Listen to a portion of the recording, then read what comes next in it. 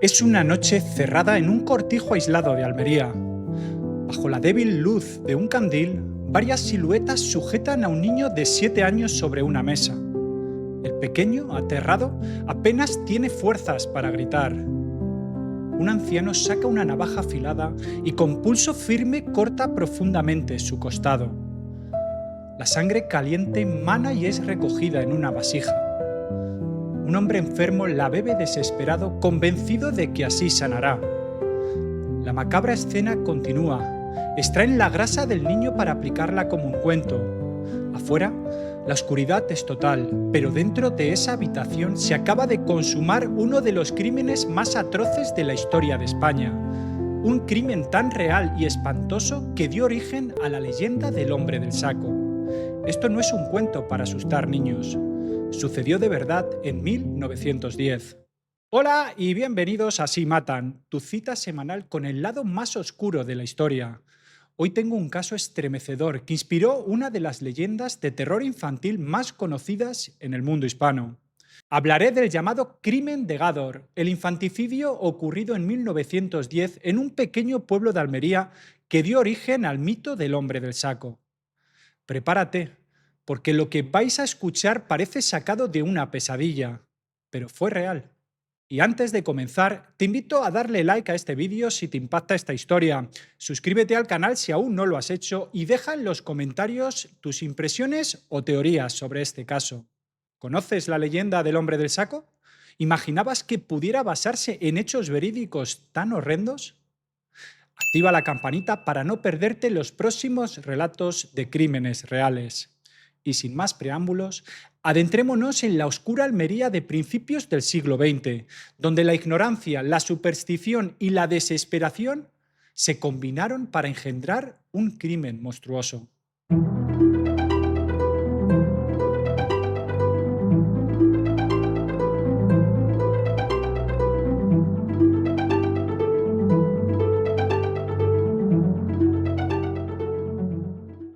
Nos situamos en Gádor, un pequeño municipio rural de la provincia de Almería. En 1910, Gádor contaba con apenas unos 800 habitantes, la mayoría campesinos humildes que vivían de la agricultura y la ganadería.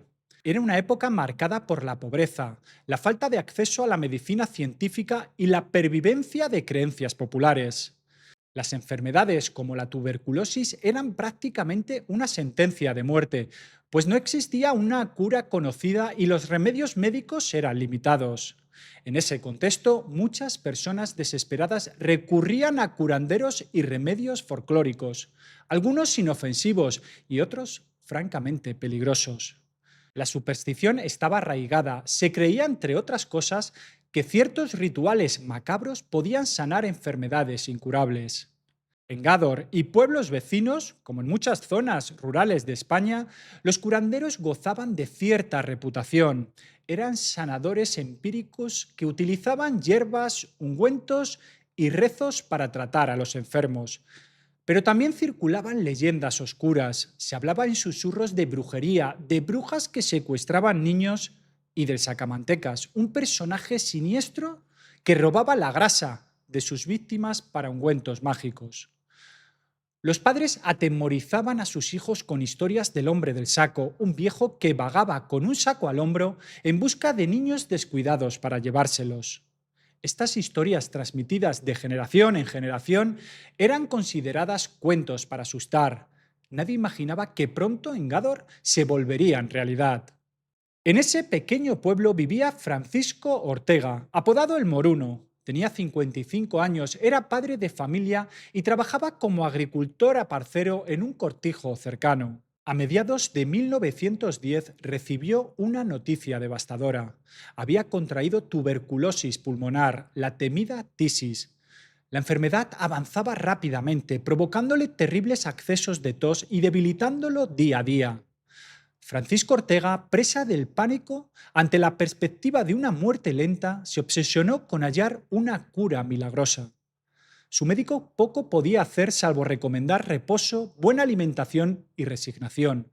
Pero Ortega no quería morir. Desesperado, Ortega acudió a una curandera local llamada Agustina Rodríguez.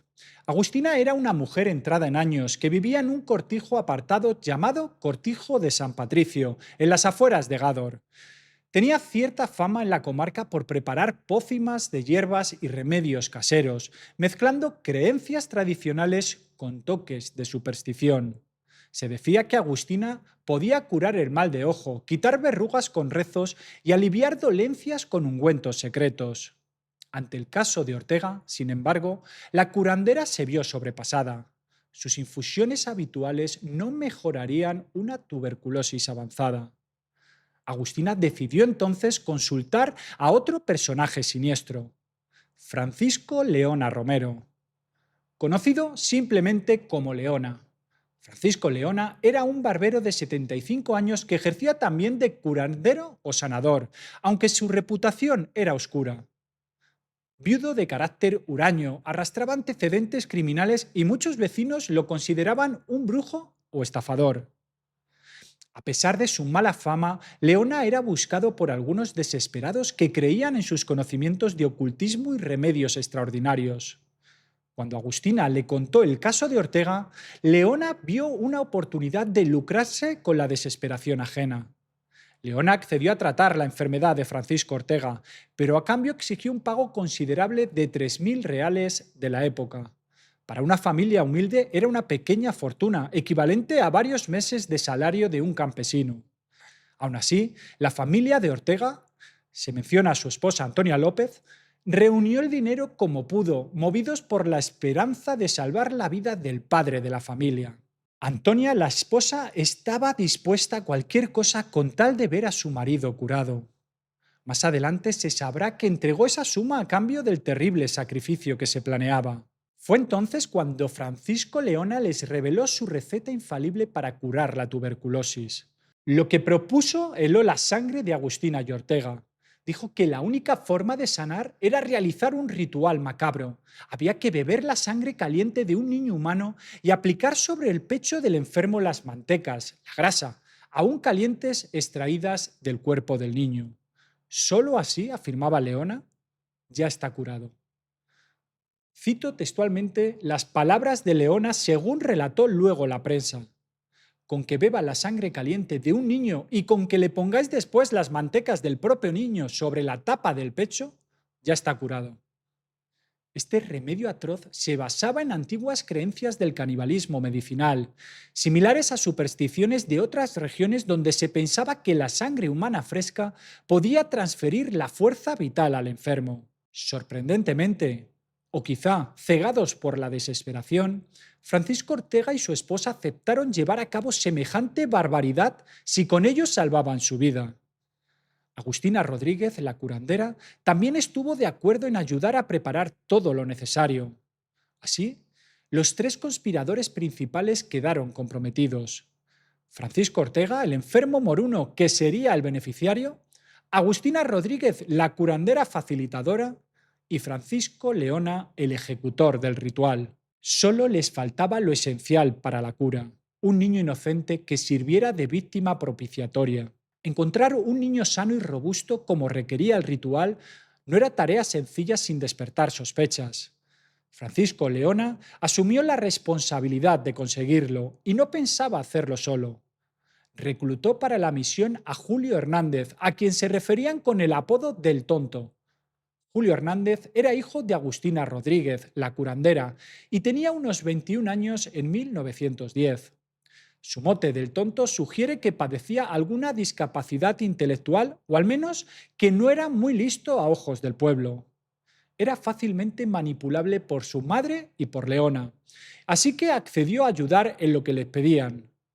Después se supo que Julio creía que Leona hacía magia y confiaba en él, lo que facilitó que se implicara en el crimen. Junto a Julio también participaría su hermano mayor, José Hernández, de 25 años. Aunque inicialmente José tuvo otro rol, le encomendaron que mantuviera informado al cliente, Ortega. De hecho, la tarde señalada, José fue a avisar a Ortega de que todo estaba listo, mientras su esposa Elena Amate se quedaba en casa preparando la cena. Pero antes de llegar a ese punto, veamos cómo Leona y Julio llevaron a cabo la captura del niño. Francisco Leona, con sangre fría, planeó el secuestro cuidadosamente. Según documentos de la época, intentó primero lograr la víctima de manera pacífica. Llegó a ofrecer dinero a algunos campesinos pobres de la zona a cambio de que le dejaran a uno de sus hijos pequeños. Es difícil imaginar tal propuesta, pero en su desesperación Leona creía que quizás alguna familia muy necesitada accedería si pensaban que solo iba a usar al niño en un ritual y luego devolverlo. Por supuesto, ningún padre aceptó semejante trato. Al menos no consta que nadie accediera a vender a su hijo. Así que Leona tuvo que recurrir al secuestro directo.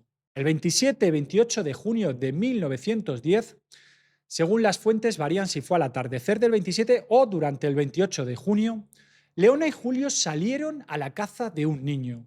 Sabían que en el vecino pueblo de Rioja, a pocos kilómetros, vivía una familia muy humilde en una cueva, con varios niños pequeños. Allí encontraron a Bernardo González Parra, de 7 años, que jugaba ajeno al peligro. Bernardo era un niño saludable y fuerte para su edad, de tez morena por el sol y cabellos oscuros.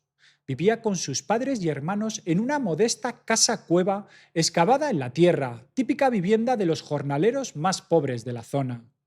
Aquel 28 de junio, Bernardo había salido a jugar junto al río Andarax, cerca de Rioja, en compañía de otros dos chiquillos vecinos. Probablemente chapoteaban en el agua para aliviar el calor del verano andaluz. Leona y Julio acechaban en oculto entre unos matorrales, observando a los niños desde la distancia. Cuando vieron que uno de los pequeños, Bernardo, se alejaba a unos metros de los otros, decidieron actuar. Se acercaron con fingida amabilidad y entablaron conversación con el niño. Leona sabía cómo ganarse su confianza. Le sonrió y le ofreció ir a recoger brevas e higos, a un cortijo cercano. Además, le mintió diciéndole que en el cortijo de Araoz, o Arnao, posiblemente el cortijo San Patricio, estaba su hermano mayor, de modo que podrían darle una sorpresa. La idea de fruta fresca y de ver a su hermano entusiasmó al pequeño Bernardo, que aceptó ir con ellos voluntariamente al principio. Los tres caminaron junto a un trecho por senderos apartados. Sin embargo, al cabo de unos minutos, el instinto del niño pareció alertarlo de que algo andaba mal.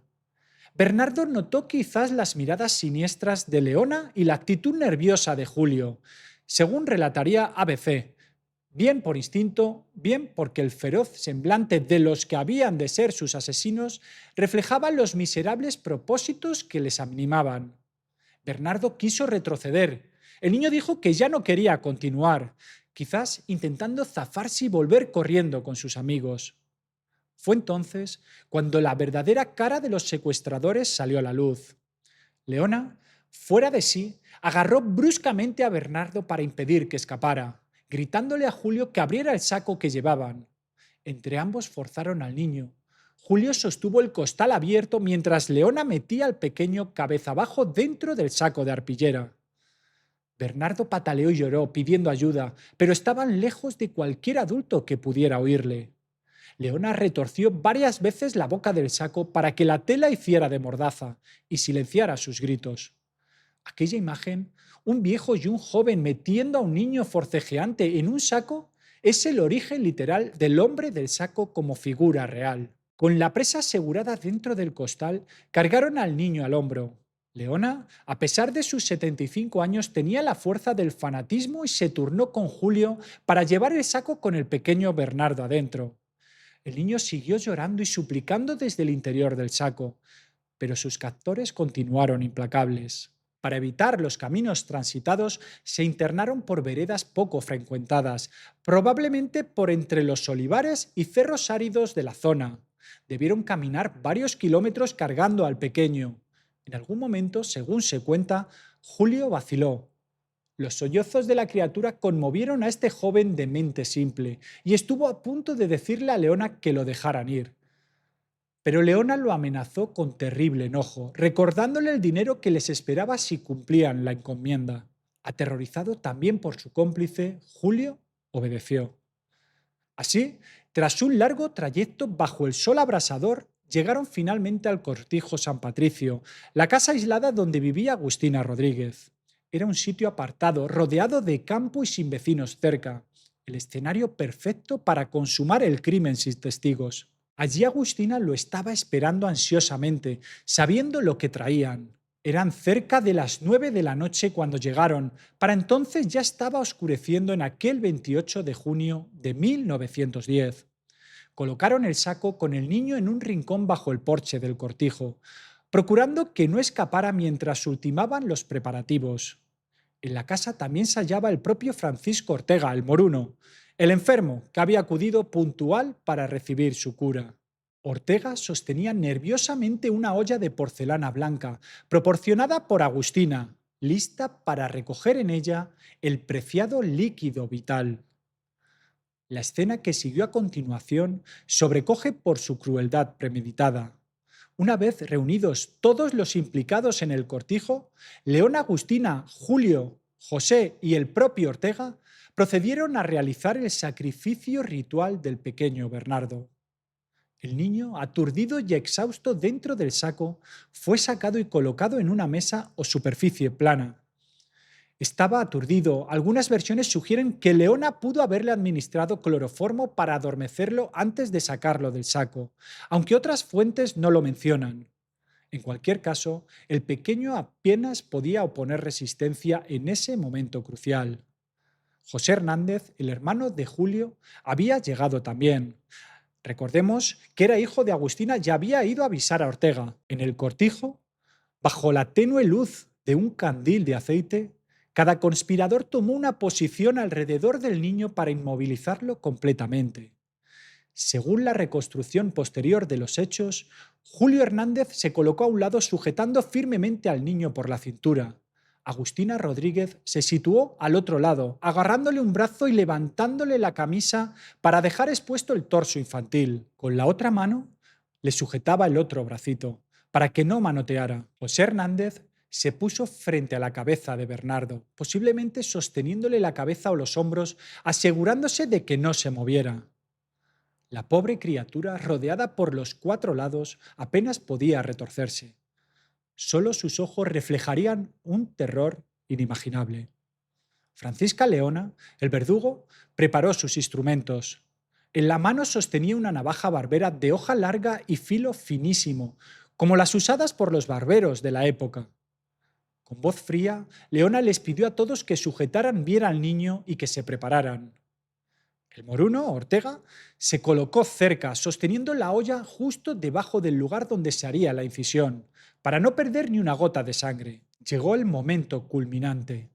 Leona, situado al lado derecho del pequeño cuerpo tendido, apoyó la afilada hoja sobre la piel de Bernardo.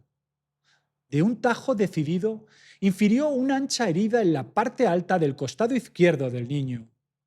La navaja cortó profundamente, seccionando arterias cercanas al corazón, según describiría la prensa.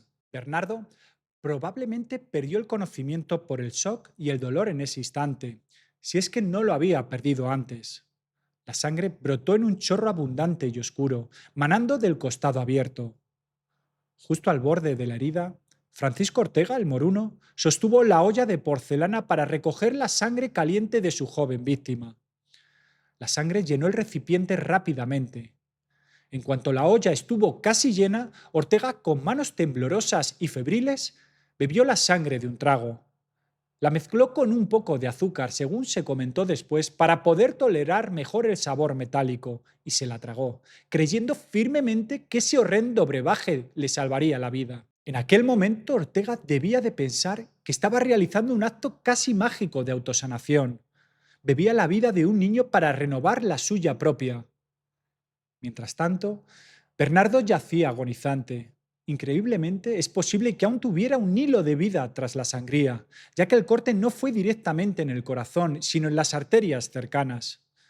La hemorragia masiva lo habría dejado inconsciente y muy cerca de la muerte. Aún así, los asesinos no habían terminado su ritual. Faltaba la segunda parte de la cura prescrita por Leona: las mantecas calientes. Leona, con las manos manchadas de sangre, tomó ahora otra herramienta cortante, un verduguillo o cuchillo más pequeño, y procedió a abrir el vientre del niño. Actuó con la frialdad de un carnicero. Hizo una incisión amplia en el abdomen infantil, abriendo el cuerpo como si de una res se tratara, diría poco después un testigo. Con la ayuda de Julio, que se mantenía firme en su puesto sujetando el cuerpecito, extrajo las entrañas y la grasa del niño. Agustina acercó un paño o algo para colocar aquel tejido grasiento y cálido. Separaron especialmente la grasa abdominal y el epiplón, un tejido graso del intestino que, según Leona, contenían las propiedades curativas mágicas. Francisco Ortega observaba la escena con una mezcla de ansiedad y espanto. En cuanto Leona hubo obtenido suficientes mantecas, Agustina le preparó un emplasto o compresa con ellas. Entonces, allí mismo, frente al cadáver abierto del inocente, Ortega se colocó sobre el pecho aquel emplasto de grasa caliente. Temblaba, tal vez por la emoción o quizá por la fiebre de su enfermedad, mientras presionaba contra su piel el unto sanguinolento esperando un milagro. Según el relato posterior, ante aquel horripilante cuadro, ante tan atroz espectáculo que ofrece el cuerpo de un niño abierto en canal, Francisco Ortega se colocó en el pecho un emplasto de aquellas mantecas. Era la culminación de la grotesca receta. Consumado el ritual, durante unos instantes debió reinar un silencio escalofriante en el cortijo. El cuerpo del pequeño Bernardo yacía sobre la mesa abierto en canal, inerte. Sus asesinos empapados de sangre contemplaban la escena quizá con una mezcla de fanatismo y horror. Francisco Ortega, con los labios tintos de sangre, fue llevado por Agustina a su casa cercana para que sudara con el emplasto puesto y así completar la supuesta cura. En su mente, probablemente creía que empezaría a sanar en cuestión de horas tras aquel sacrificio humano. Por increíble que parezca, los perpetradores aún discutieron entre ellos con el niño moribundo presente. Posiblemente surgió la pregunta: ¿quién se deshace del cuerpo? Según las crónicas, se pusieron a discutir quién había de trasladarlo a la sepultura que de antemano habían buscado. Esto indica que ya tenían elegido un lugar para esconder el cadáver de antemano. Finalmente, antes de proceder al traslado, decidieron asegurarse de que el pequeño Bernardo no quedara con vida de ningún modo. Leona tomó una piedra grande o mazo contundente. Junto con Julio, pues Ortega ya no estaba presente al parecer, cargaron el cuerpo del niño envuelto otra vez en el saco o en una manta. Se alejaron del cortijo en la oscuridad de la noche, dirigiéndose a un barranco solitario conocido como el Barranco del Jalbo o de las Pocicas, a cierta distancia. Era un paraje abrupto, con grietas y hoyos naturales donde pensaban ocultar el cuerpo. Allí, para borrar cualquier posibilidad de identificación, Leona aplastó el cráneo del niño con una pesada roca, golpeándolo con ferocidad hasta desfigurarlo por completo. Los restos de masa encefálica y sangre quedaron esparcidos, haciendo la visión aún más dantesca. Acto seguido, depositaron el cuerpecito en una de las grietas o fosas naturales del barranco. No lo enterraron profundamente, lo dejaron en un hoyo cubriéndolo con ramas secas, hierbas y algunas piedras por encima. Quizá confiaban en que los carroñeros o la propia inaccesibilidad del lugar evitarían que alguien lo hallase. Terminada esta última tarea, Francisco Leona y Julio Hernández regresaron al pueblo cubiertos por la oscuridad. El odioso crimen había concluido y los asesinos creían que su secreto quedaría oculto bajo las rocas para siempre. Consumado el asesinato, los culpables sintieron inicialmente alivio y triunfo. Habían logrado llevar a cabo el plan sin testigos externos. Francisco Ortega, el moruno, volvió a su casa con su esposa Antonia esa noche, llevando en el pecho el emplasto de grasa de niño y creyendo que iniciaba su recuperación. Agustina, Leona, Julio y José permanecieron en silencio cómplice. Sin embargo, no pasó mucho tiempo antes de que la codicia y la falta de honor entre ladrones hicieran tambalear la conspiración. Al día siguiente, llegaba la hora de repartir la recompensa de 3.000 reales que Ortega había pagado. Según se había pactado, Leona recibiría la mayor parte por ser el curandero principal y el resto se dividiría entre Agustina y sus hijos, Julio, José, por su colaboración. Pero Francisco Leona, traicionero por naturaleza, intentó estafar a sus cómplices y quedarse con una porción mayor de dinero. En particular, quiso dar a Julio el Tonto mucho menos de lo prometido, tal vez pensando que, dada su simpleza, se conformaría o no se atrevería a protestar. Esta resultó ser su perdición. Julio Hernández, quien había participado en el crimen atroz, quizás sin entender del todo las implicaciones, se indignó al verse engañado en el reparto. Se dio cuenta de que Leona pretendía usarlo y luego dejarlo con las manos casi vacías. Lleno de ira y temiendo además que Leona incluso pudiera hacerlo pasar a él como principal culpable, decidió vengarse de su compinche y al mismo tiempo salvar su propio cuello. Pocos días después del crimen, algunas fuentes dicen que inmediatamente al día siguiente, otras que pasaron unos días, Julio se presentó ante la Guardia Civil del puesto de Gádor fingiendo ser un ciudadano alarmado que había hecho un macabro descubrimiento. Con una coartada preparada, dijo a los agentes que mientras cazaba perdices en el monte había encontrado algo espantoso: el cadáver de un niño escondido entre las rocas. Concretamente, Julio contó que andaba persiguiendo unos pollos de perdiz en el barranco cuando percibió un olor nauseabundo y descubrió el cuerpo mutilado de un pequeño. Era una manera de explicar por qué él, precisamente él, había hallado el cuerpo en un paraje tan recóndito. Los guardias civiles, al recibir la denuncia, se trasladaron de inmediato al barranco del Jalbo, guiados por Julio. Efectivamente, tal como él indicó, encontraron el cadáver del niño Bernardo. La escena era terrible. El cuerpecito estaba boca abajo, con el cráneo completamente destrozado y en avanzado estado de descomposición bajo el calor de julio. A pesar de la mutilación, los restos coincidían con la descripción del niño desaparecido en Rioja unos días atrás. Cabe señalar que en esos días posteriores al 28 de junio, la familia de Bernardo González seguramente estaba buscándolo desesperadamente. Un niño había desaparecido de su hogar y corrían rumores en los pueblos cercanos. Ahora, con el hallazgo de los restos, se confirmaba la peor noticia. La Guardia Civil inició la investigación policial con rapidez. La brutalidad del crimen, un infanticidio con señales de posible ritual, conmocionó a los agentes.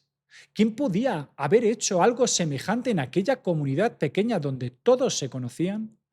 Muy pronto las sospechas recayeron sobre Francisco Leona, y con razón. La reputación de Leona en Gádor era nefasta. Aquel barbero decrépito arrastraba famas de practicante de magia negra y de haber cometido muchas irregularidades, quizá delictivas, según señalaron los vecinos. En un pueblo de 800 habitantes, la desaparición de un niño no pasaría inadvertida, y muchos sabían que Leona andaba metido en asuntos raros. Cuando los guardias interrogaron a Julio Hernández, el supuesto descubridor del cuerpo, este terminó por confesar la verdad y delató a Leona como autor principal. Al verse acorralado, Julio habría revelado que él participó bajo coacción y por engaños del viejo curandero. Con esa confesión y la presión vecinal apuntando a Leona, las autoridades fueron en busca del barbero. La captura de Francisco Leona ocurrió sin mayor resistencia. De hecho, fueron los propios vecinos de Gádor quienes entregaron a Leona a la Guardia Civil. Al saberse la noticia del niño asesinado, el pueblo entero ardía de rabia. Un grupo de personas fue a buscar a Leona y, sabiendo de su infamia, lo pusieron a disposición de los agentes antes de que alguien lo linchara. El cabo José Mañas, de la Guardia Civil, fue el encargado de detener a Leona y a los demás implicados, en un operativo rápido y eficaz. Con Leona bajo arresto, comenzó el interrogatorio oficial. Al principio, tanto él como Agustina y los otros trataron de negarlo todo o de echarse la culpa unos a otros. Francisco Leona, astuto, inculpó a Julio el tonto diciendo que fue idea de él o que él ejecutó al niño, intentando tal vez presentarse como secundario. Julio, por su parte, hizo lo mismo en contra de Leona, describiéndolo como el instigador principal. Durante días, los investigadores escucharon un rosario de excusas y versiones contradictorias por parte de los detenidos. Finalmente, tras largas horas de interrogatorios y la abrumadora evidencia, el cadáver, la olla ensangrentada encontrada en el cortijo, etc., todos terminaron confesando su participación. No podían sostener por más tiempo la farsa. La verdad completa salió a la luz. La conspiración para sacrificar a Bernardo González con el fin de curar la tuberculosis de Francisco Ortega. Se conocieron todos los detalles sórdidos que hemos relatado: cómo se planeó el crimen, cómo engañaron al niño, cómo lo asesinaron y mutilaron, y cómo Ortega bebió la sangre. España entera quedó horrorizada a medida que la prensa iba publicando estas revelaciones.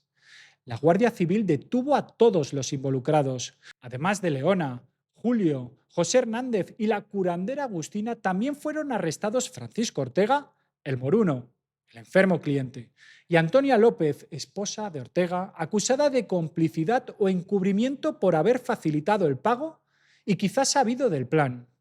Incluso se detuvo inicialmente a Elena Mate, la joven esposa de José Hernández, aunque al final se comprobó que Elena no había tenido participación ni conocimiento previo del crimen. De hecho, Elena fue absuelta al no hallarse pruebas de que estuviera implicada. Un personaje adicional que aparece en algunas crónicas es Pedro Hernández, mencionado en ciertos informes como otro de los hijos de Agustina. Según una foto de la época, Pedro sería hermano de Julio y José y llegó a ser arrestado también. Sin embargo, su rol no quedó claro. Es posible que Pedro Hernández no participara directamente en el asesinato, sino quizá en el encubrimiento o reparto del dinero. Pudiera ser que fuera detenido por sospecha inicial y luego liberado, ya que en la sentencia final no figura. Así pues, la familia Hernández Rodríguez al completo, Agustina y sus tres hijos varones, Julio, José y Pedro, junto a Francisca Leona, Francisco Ortega y la encubridora Antonia, componían la lista de acusados del crimen de Gádor.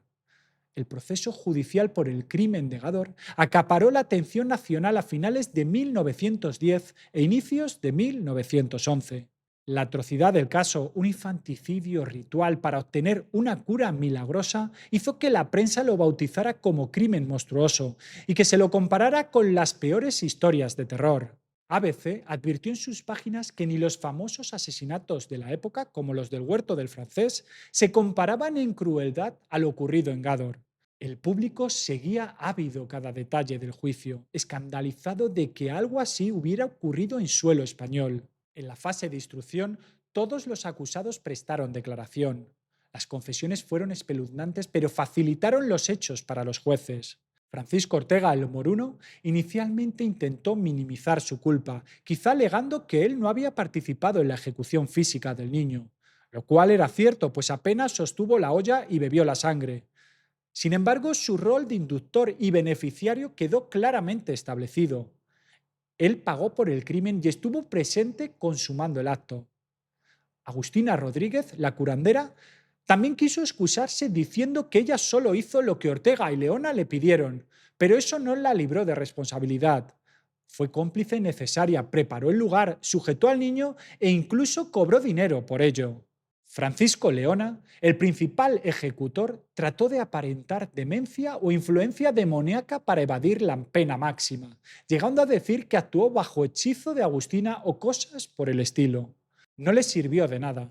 Su papel como autor material y cerebro del método curanderil criminal era innegable. Julio Hernández, por su parte, alegó su discapacidad mental y su sometimiento a la voluntad de su madre Ileona. De hecho, durante el juicio se ordenó realizarle evaluaciones psiquiátricas para determinar su grado de enajenación o deficiencia.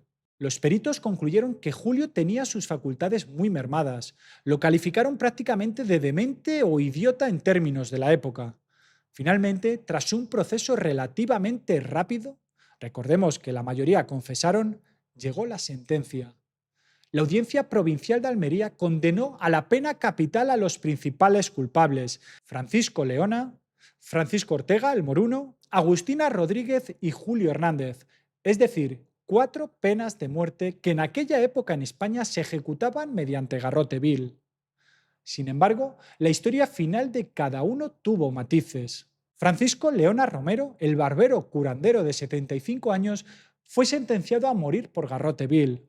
No obstante, nunca llegó al patíbulo. Leona murió en la cárcel de Almería en 1910 antes de que se pudiera cumplir su ejecución. Al parecer, falleció por causas naturales. Su avanzada edad y el estrés de la prisión contribuyeron, o quizá por alguna enfermedad repentina. Tenía 75 años, recordemos, y su salud no debía ser buena. Así que el destino quiso que el instigador principal muriera antes de pagar con sangre. Su figura, con todo, quedó marcada para siempre como la del sacamantecas de Gádor, o auténtico hombre del saco. Francisco Ortega el Moruno, el paciente tuberculoso, fue condenado a muerte como inductor.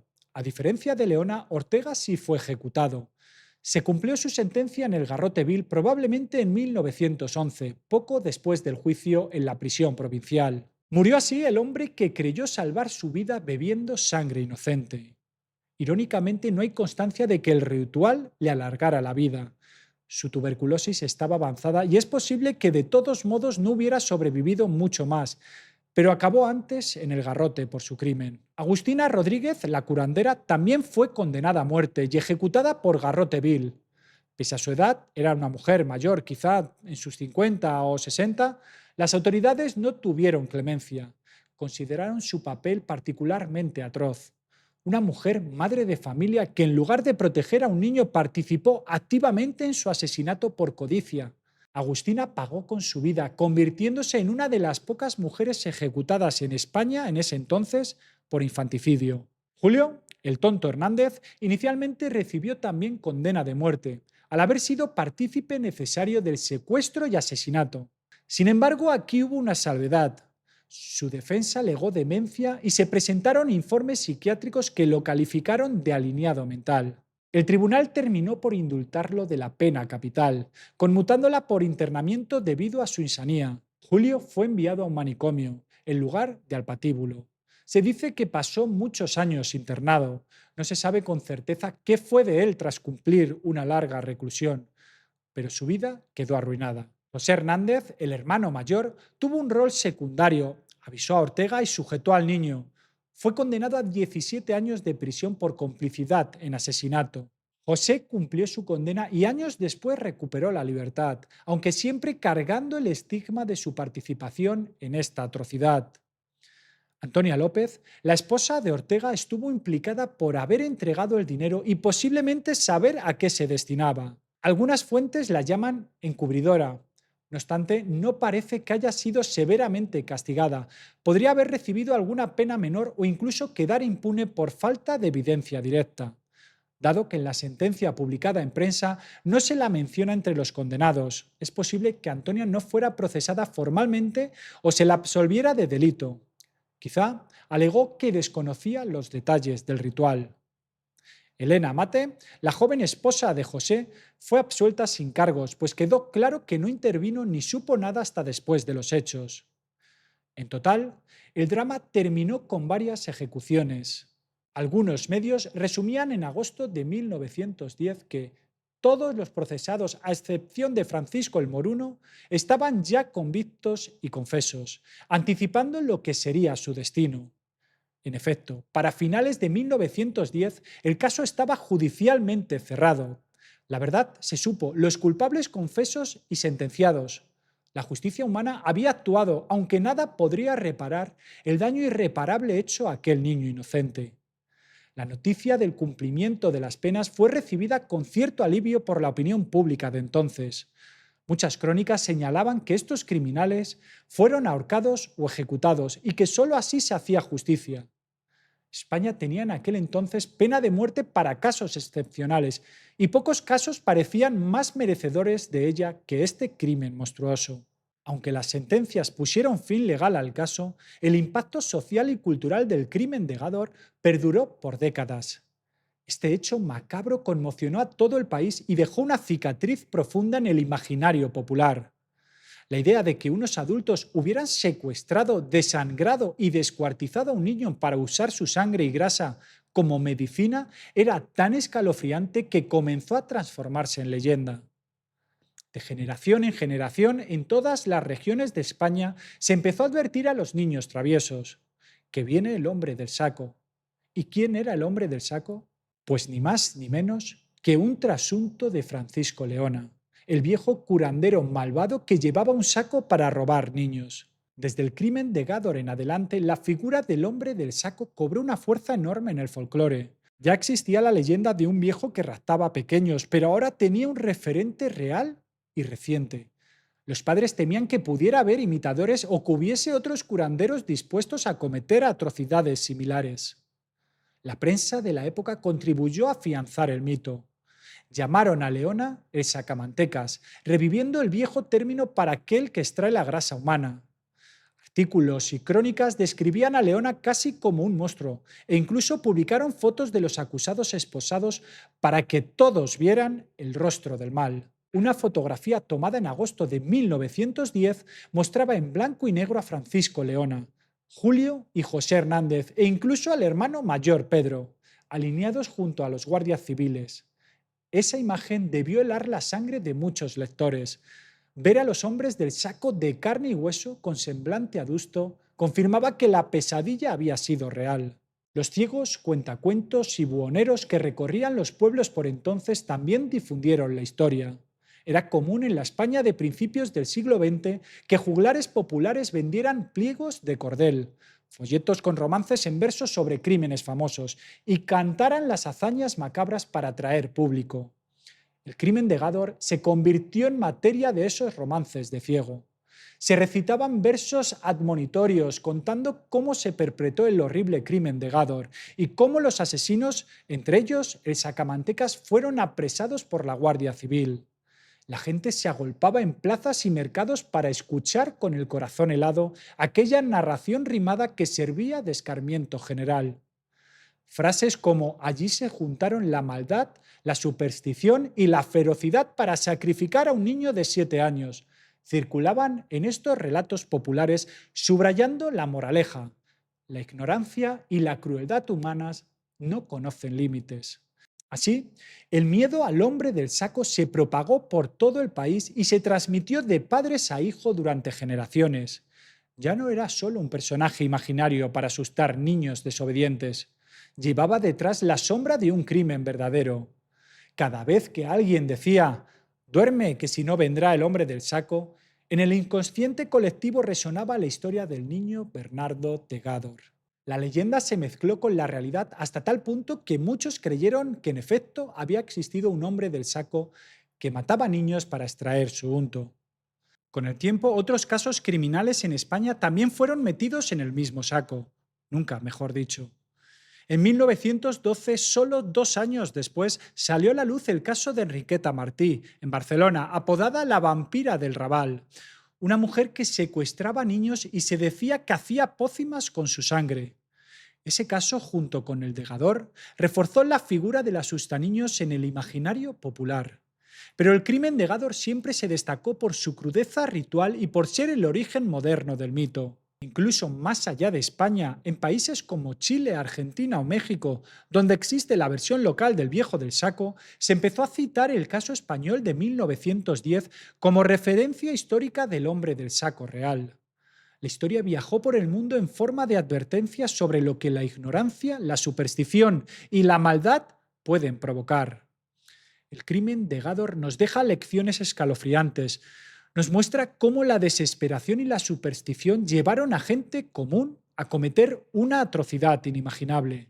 También evidencia cómo un hecho real pudo dar vida a una de las leyendas de terror más arraigadas de nuestra cultura. Después de conocer la verdadera historia detrás del hombre del saco, es difícil volver a escuchar esa frase sin estremecerse al pensar en el pequeño Bernardo. Hemos recorrido los detalles de este caso con rigor histórico, pero sobre todo con horror y compasión por la víctima inocente. Si has llegado hasta aquí, te agradezco por tu tiempo. No olvides dejar tu comentario sobre qué sientes al conocer esta historia real que supera cualquier ficción. Y si te ha parecido importante, dale like y comparte para que más gente conozca la verdad detrás del mito. Porque ya lo saben, el tiempo borra huellas, pero no la verdad. Y aquí hemos querido rescatar esa verdad, por muy terrible que sea, para que no caiga en el olvido.